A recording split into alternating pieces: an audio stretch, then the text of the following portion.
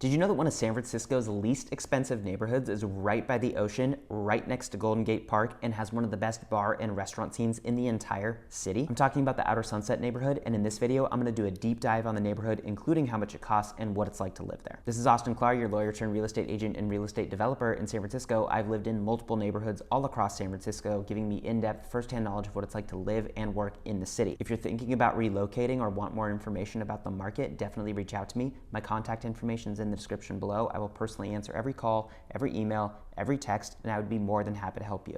And if you like videos just like this, please consider subscribing to my channel, and don't forget to click the bell so you're alerted every single time I post a video. All right, so this video is all about the Outer Sunset neighborhood, which is on the westernmost side of San Francisco. Believe it or not, it used to be entirely sand dunes, but after the 1906 earthquake and fire, there was a real estate boom in the area when San Franciscans who lost their homes in the downtown area fled to other areas that were not previously habited and built new housing. By the 1920s, the area had been largely transformed and became a destination for people relocating to San Francisco because of its proximity to a lot of great amenities. And today, it's one of the most vibrant and uniquely San Francisco neighborhoods there is in the entire city. Golden Gate Park and Lincoln Way form the neighborhood's northern border, and a stretch of beach of the Pacific Ocean, known as Ocean Beach, forms its western border, and then Sunset Boulevard forms its eastern border, and Sloat Boulevard the southern border. And because of its location right next to the water, fog is more prevalent there than other parts of San Francisco. Fog is pretty much part of life no matter where you live in San Francisco. You're probably gonna experience some fog at least part of every single day. But in the Outer Sunset neighborhood, it is more prevalent than in other neighborhoods of San Francisco. And as a result of that, temperatures are often lower in that area,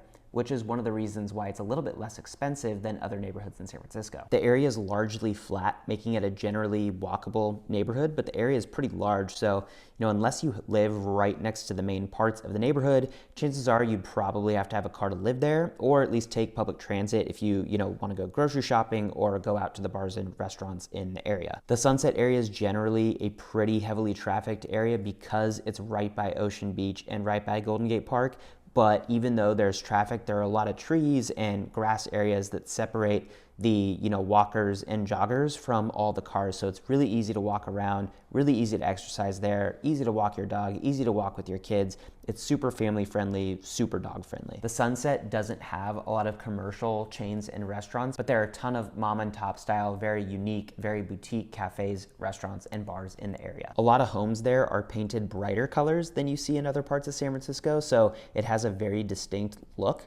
And there are a lot of surf shops and boutiques that fit more in line with that, beach-centered culture compared to, say, downtown San Francisco. So what is there to do in the Outer Sunset? Even though it's less expensive than a lot of other neighborhoods, there's actually more to do in the Sunset than a lot of other neighborhoods, which makes it a little surprising that it's less expensive. Ocean Beach is one of the most popular destinations in the area. It's pretty heavily trafficked by surfers, mainly because of the weather patterns there. It's great for waves, so it's a very popular destination.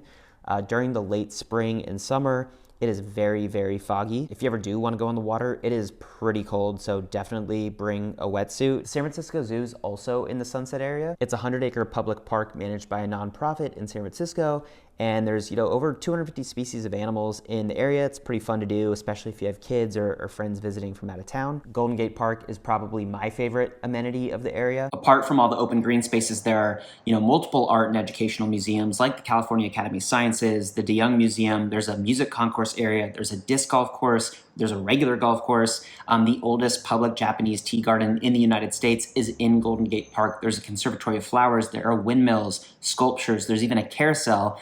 And there are also multiple lakes throughout the park, and you can rent paddle boats and ride on the lake. There's also Pine Lake Park in Stern Grove. Pine Lake is one of the few remaining natural lakes in the area. Wetlands ring the lake and provide a habitat for a lot of different birds, which make it surprisingly a popular destination for bird watching. And of course, there are a ton of shops in the area. Like I said, they're more boutique style shops, not chain style shops. The main retail drag in the area is on Irving Street between 19th and 27th Avenue, but there are small, mom and pop cafes and stores throughout all of the Sunset, especially when you get closer to the ocean. The average cost of a single family home in the Outer Sunset neighborhood in 2022 was $1.75 million. Compare that to the average price of a single family home in all of San Francisco, which was over $2 million.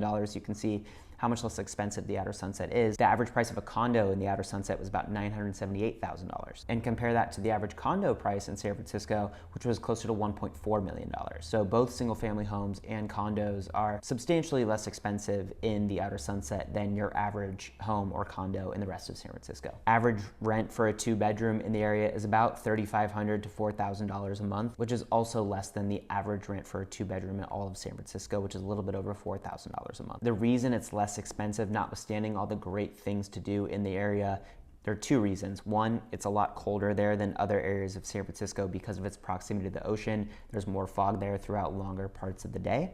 And 2, you're actually pretty far from downtown. Even though it's not that far on a map, it does take a significant amount of time, whether you're traveling by car or by public transit, to get to the main hubs of San Francisco. So it's not an area for everybody. People who work downtown every single day don't necessarily want to live there because it is a lot longer of a commute, but at the same time, you can get nicer homes for less money in the area, so it's certainly a trade-off. And it is a great neighborhood to live in. It's very popular, so definitely something to consider if you are thinking of relocating. And if you are thinking of relocating or want more information about the market, definitely reach out to me. My contact information is in the description below. I will personally answer every call, every email, every text, and I would be more than happy to help you. And if you like videos just like this, please consider subscribing to my channel, and don't forget to click the bell so you're alerted every single time I post a video.